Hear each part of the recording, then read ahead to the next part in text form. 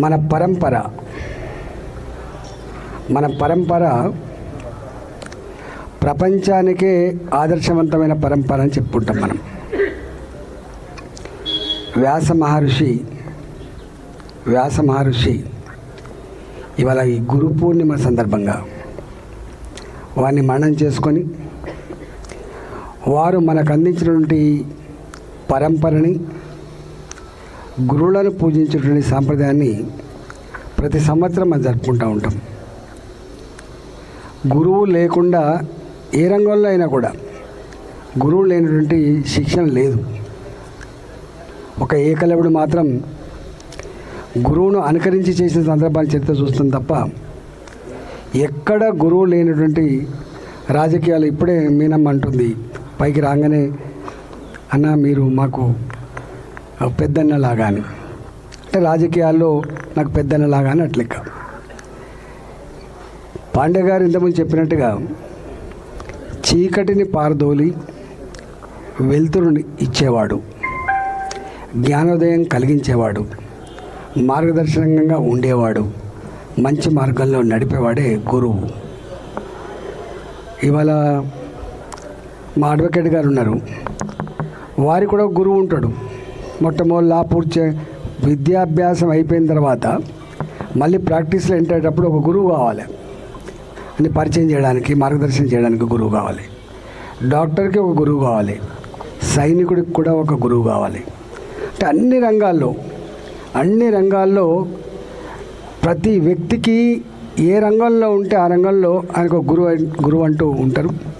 ఇవాళ ఆ గురు పరంపరను మనం మననం చేసుకోవడం, మనల్ని పెద్దవాళ్ళుగా చేసిన, మార్గదర్శనం చేసిన, మనల్ని ఈ స్థాయికి తీసుకొచ్చినటువంటి మన పెద్దలు ఎవరైతున్నారో వాళ్ళని తలుసుకోవడం, వారి పట్ల కృతజ్ఞతాభావం వ్యక్తం చేయడం అనేది చాలా ఇంపార్టెంట్.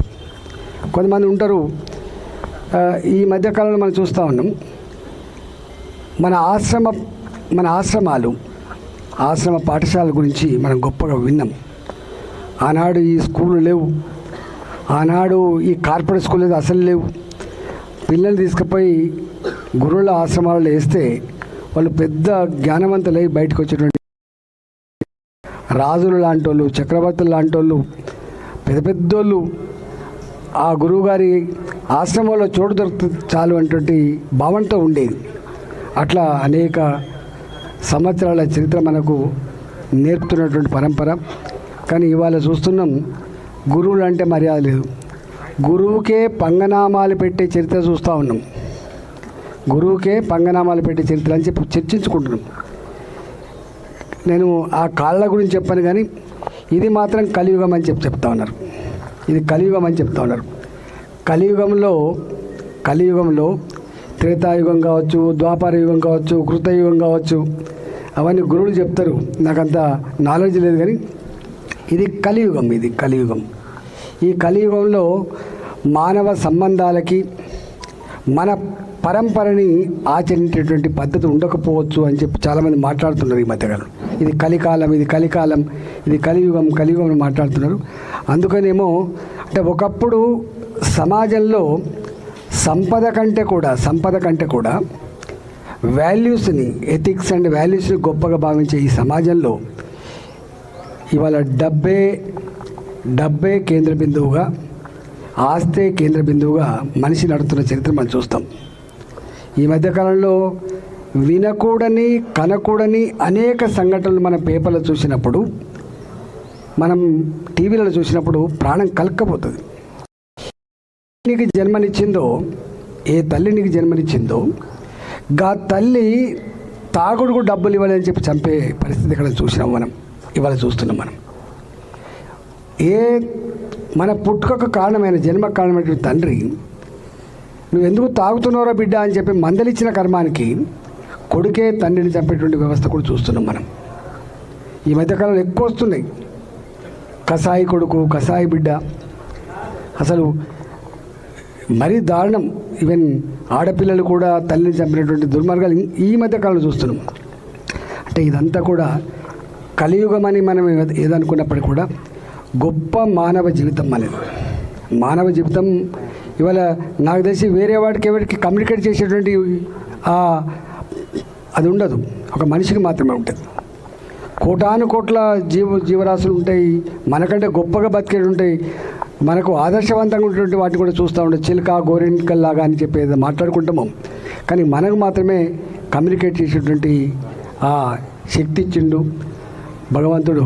కానీ ఆ మనిషి ఇవాళ మనం అసహించుకునే పద్ధతిలో పోతున్నది. ఇవాళ ఈ గురు పరంపర, మన సంస్కృతి, మన సాంప్రదాయాలు వాటి సమున్నతంగా నిలుపుకోకపోతే కలియుగం మరింత వికృత చేష్టలతో మానవ జీవితానికే కలంకమయ్యే పద్ధతిలో మనమే ఆశ్రయించుకునే పద్ధతిలో ఆస్కారం ఉంటుంది. కాబట్టి మనం ఎంత బిజీ ఉన్నప్పటికి కూడా ఎవరి వృత్తిలో వాళ్ళకు తీరిక లేకపోయినప్పటికి కూడా ఇవాళ నీ వృత్తి ఎంత ముఖ్యమో, నీ కుటుంబ పోషణ ఎంత ముఖ్యమో, నీ సంపాదన ఎంత ముఖ్యమో, మనకు అనాదిగా వచ్చినటువంటి ఆ పరంపరని కాపాడుకోవడంలో మనం కనుక విఫలమైపోతే రేపు మానవ జీవితం కలంకమైనటువంటి ఆస్కారం ఉంటుంది. కాబట్టి ఇది ప్రతి పౌరుడి బాధ్యతగా భావించాలి. ఏ పొజిషన్లో కూడా ప్రతి పౌరుడు బాధ్యత వహించాలి. ఆ పరంపరని గుర్తు చేసుకున్న దాంట్లో మరొకసారి సభలు కానీ ఇట్లాంటివి జరుపుకోవడం అనేది వాటికి మొక్కుబడి కోసం జరుపుకోం మనం. ఇవాళ భారతీయ జనతా పార్టీ మా పార్టీ పరంగా ఇది పిలుపునిచ్చింది. దేశంలో ఎక్కడో విలువలు తగ్గిపోతూ ఉన్నాయి, మన సంస్కృతిని మర్చిపోతూ ఉన్నారు. ఈ తరం పిల్లలు అంతా సాఫ్ట్వేర్ వెనుకపోతున్నారు, రకరకాల దాంట్లో పోతున్నారు. ఇది మాత్రమే కాదు జీవితం, ఇది త్యాగాలతో కూడుకున్న జీవితం మనది, విలువలతో కూడుకున్న సమాజం మనది అని చెప్పి మళ్ళీ ఈ తరానికి అందించే దాంట్లో భాగంగానే ఇవాళ ఈ కార్యక్రమాలు జరుగుతాయి దేశవ్యాప్తంగా. ఇంత పెద్ద ఎత్తున ఎప్పుడు తీసుకోలేదు, వాళ్ళు తీసుకుంటా ఉన్నాం. కాబట్టి మనందరం కూడా, నేను ఇవాళ రిటైర్డ్ ఉద్యోగులు ఉన్నారు, నా దృష్టిలో రిటైర్డ్ ఉద్యోగులు అంటే అన్ప్రొడక్టివ్, వాళ్ళు సమాజంలో దేనికి పనికిరానటువంటి ఒక భావన వ్యక్తమవుతుంది. నా దృష్టిలో ఎవరైతే రిటైర్డ్ ఉద్యోగులు ఉన్నారో, ఇవాళ పెద్ద మనుషులు ఉన్నారో, వాళ్ళు ఈ పరంపరని, సంస్కృతిని, విలువలని కాపాడే గురువులు వాళ్ళే. ఇవాళ ఏ ఇంట్లో నీ మనమలు కానీ మనమరాళ్ళు కానీ ఇవాళ మనం చూస్తున్నాం, వాడు సెల్ ఫోన్ ఇస్తే వాడు సెల్ ఫోన్తో ఆడుకుంటూ అంటాడు, వాడు కంప్యూటర్ ఉంటే కంప్యూటర్తో ఆడుకుంటాడు, అమ్మతో మాట్లాడు, నాన్నతో మాట్లాడు, వాడు వాళ్ళ చుట్టాలతో కూడా వాడు దండం పెట్టే సంస్కారం లేదు వానికి. అలా ఇవాళ మనం ఎంత గొప్పగా ఉండే, నానొస్తుందంటే ఒక గౌరవం ఉండే, ఇంట్లో పెద్ద మనుషులు అంటే ఒక గౌరవం ఉండేది మనకు. చుట్టాలు వస్తుందంటే ఎదురుపోయి దండం పెట్టి కాళ్ళకు నీళ్ళిచ్చి మనం మనం ఆ చుట్టపైన మనం గౌరవించుకునే తత్వం ఉండే. ఇవాళ లేదు. చుట్టాలు వస్తే 3 రోజులు 4 రోజులు అసలు ఇళ్ళల్లో ఉంటే మళ్ళీ సాగనంపేటప్పుడు కూడా బస్ దగ్గర పోయి సాగనంపే పద్ధతి ఉండే. పెళ్ళిళ్ళు అయితే 16వ పండుగ అని ఉండేది. 16వ పండుగ కూరాల నుంచి మొదలు పెడితే 16వ పండుగ వరకు, అంటే చుట్టాలంటూ పోతే పెళ్లి కోసం ఒక 16 రోజుల పాటు ఆ ఇళ్ళల్లో గడిపేటువంటి పద్ధతి ఉండేది. కానీ ఇవాళ మనం అన్న కొడుకు పెళ్ళికి పోతాం హాల్ కాడికి, సాయంత్రం కల్లా మళ్ళీ వాపసు వస్తాం తప్ప మళ్ళీ మనం మన కుటుంబంతో గడిపే పద్ధతి లేకుండా పోయింది అసలు. అందుకనే మనిషి టెన్షన్లో ఉంటుండు బాగా, మనిషి ఎక్కడో లోన్లీగా ఫీల్ అవుతున్నాడు, మనిషి ఎక్కడో ఒక రకమైన దాంట్లో కొట్టుకుపోతున్నాడు. కాబట్టి ఇవాళ నేను 100 సార్లు చెప్తున్నా, tension, everybody is facing tension today. The tension which is not individual one, the tension which is prevailed by the society. అందువల్ల ఆ సొసైటీ రుద్దబడ్డ ఆ టెన్షన్ని బొంబాడు చేయగలిగే శక్తి ఒక నాయకుడికి మాత్రమే లేదు, ఒక గురువుకు మాత్రమే లేదు. మనందరి బాధ్యతగా ఉండాలని చెప్పి నేను మనస్ఫూర్తిగా కోరుకుంటున్నా. పాలకులుగా అన్నిటికీ కారకులు వాళ్ళే. ఇలా రోడ్లు బాగలేవు, వాళ్ళదే బాధ్యత, గంజాయి రాజ్యం వెళ్తుంది వాళ్ళదే బాధ్యత, గుడంబ రాజ్యం వెళ్తుంది వాళ్ళదే బాధ్యత, కల్తీ కళ్ళు వాళ్ళదే బాధ్యత. ఇవాళ రాజకీయ వ్యవస్థ కూడా ఇవాళ పీపుల్ ఓరియంటెడ్ పాలసీస్లో కాకుండా పవర్ ఓరియంటెడ్ పద్ధతులు కొనసాగుతున్నాయి. మనం ఎక్కడో ఎన్నుకుంటప్పుడు మన బాధ్యత మర్చిపోతున్నాం. మనకేమైతుందిలే, మనకెందుకులే, ఎవడైతే మనకెందుకులే అనుకుంటున్నాం. కానీ ఎవడైతే ఎందుకులే అని చెప్పి ఎవడో నీకు అవగాహన లేనుడు గెలిస్తే ఏం జరుగుతుందో అవన్నీ మనం చూస్తూ ఉన్నాం. కాబట్టి ఏ వ్యవస్థలో అయినా మనకు ఓ ఇంజనీర్ ఉన్నాడు, ఆయనకు మెరిట్ లేదు, ఆయనకు అవగాహన లేదు, ఓ బ్రిడ్జ్ కూలిపోతే పెద్ద ఇష్యూ కాదు. కానీ సమాజాన్ని నడిపేటువంటి పొలిటికల్ సిస్టమ్ విఫలమైతే సమాజమే కూలిపోయేటువంటి ఆస్కారం మనం ఎన్నో దిక్కులు చూస్తూ ఉన్నాం. కాబట్టి పొలిటికల్ లీడర్లు కూడా అంటే పొలిటికల్ గురువులు లాంటి వాళ్ళు సమాజాన్ని నడిపే గురువులు కాబట్టి కొన్ని మంచి వాళ్ళని ఎన్నుకునే పద్ధతికి మాత్రం తప్పకుండా మనం దృష్టి పెట్టాలని మాత్రం నేను కోరుకుంటున్నాను. ఇవాళ కేవలం డబ్బున్నోడే రాజకీయ నాయకుడు అవుతాడు, దౌర్జన్యం చేసేవాడే రాజకీయ నాయకుడు అవుతాడు, లేకపోతే మోసం చేసేవాడే రాజకీయ నాయకుడు అవుతాడు.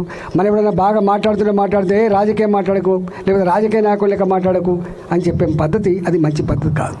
రాజకీయ నాయకుడు అంటాడు కూడా సమాజాన్ని నడిపే ఒక గురువులు అంటాడు. కానీ ఆయన సన్మార్గంలో నడిస్తే, గొప్ప మార్గంలో నడిస్తే సమాజం అంతా చల్లగా ఉండేటువంటి ఆస్కారం ఉంటుంది. కాబట్టి ఆ రాజకీయ నాయకులను ఎన్నుకునే విషయంలో కూడా మనకు అలర్ట్గా ఉండాల్సిన అక్కడ ఉందని చెప్పి నేను మీకు విజ్ఞప్తి చేస్తున్నా. తప్పకుండా పెరుగుట విరుగుట కొరకు అంటారు.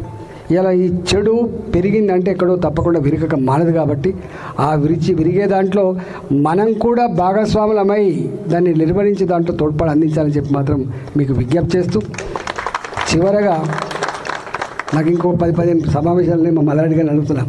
చివరగా ఒక్కటి చెప్పి నేను ముగిస్తా. అన్ని డబ్బుతో మాత్రమే కాదు, అన్ని ఆస్తులతో అంతస్తుతో మాత్రమే కాదు. నేనంట అధికారం కానీ ధనం కానీ ఇవి చాలా అపురూపమైనవి. ఉచ్చిలివాడి చేతిలో అవి పర్మనెంట్గా ఉండే ఆస్కారం లేదు. ఉచ్చిలివాడి చేతిలో అంటే ఉచ్చిలంటే మీకు ఆ భాష తెలుసు. హల్కా ఆద్మీ కే పాస్ నైరక్ సత్తావు. అందువల్ల ఇవాళ ఈ డబ్బు, ఈ అధికారం అనేటువంటిది ఇవి శాశ్వతమైన కాదనేటువంటి కాన్సెప్ట్ కూడా తప్పకుండా మనకు ఆవశ్యకం లేదు. మన కొంతమంది ఉంటారు, నడవంతరపు సీరొత్తే ఆగుతలేడు అని చెప్పి మాట్లాడుతుంటారు. మనిషికి ఎంత ఎదిగినా కూడా ఒదిగేటువంటి లక్షణం ఉండాలి. మనిషి అంటోడు ఎంత ఎదిగినా ఒదిగే లక్షణం ఉండాలి. నిన్ను చూసి సమాజం గర్వపడాలి తప్ప నిన్ను చూసి సమాజం అసహించుకునే పరిస్థితి రావద్దని చెప్పి మాత్రం కోరుకుంటూ, మనందరం బాధ్యత కలిగిన సిటిజన్లుగా రేపటి సమాజానికి డైరెక్షన్ ఇచ్చేటువంటి వాళ్ళుగా ఆ కర్తవ్య నిర్వహణలో గొప్పగా పాల్గొనాలని చెప్పి మీకు అందరికీ మనవి చేస్తూ, మీ అందరికీ మరొకసారి శుభాకాంక్షలు తెలియజేస్తూ నమస్కారం. భారత్ మాతకి జై.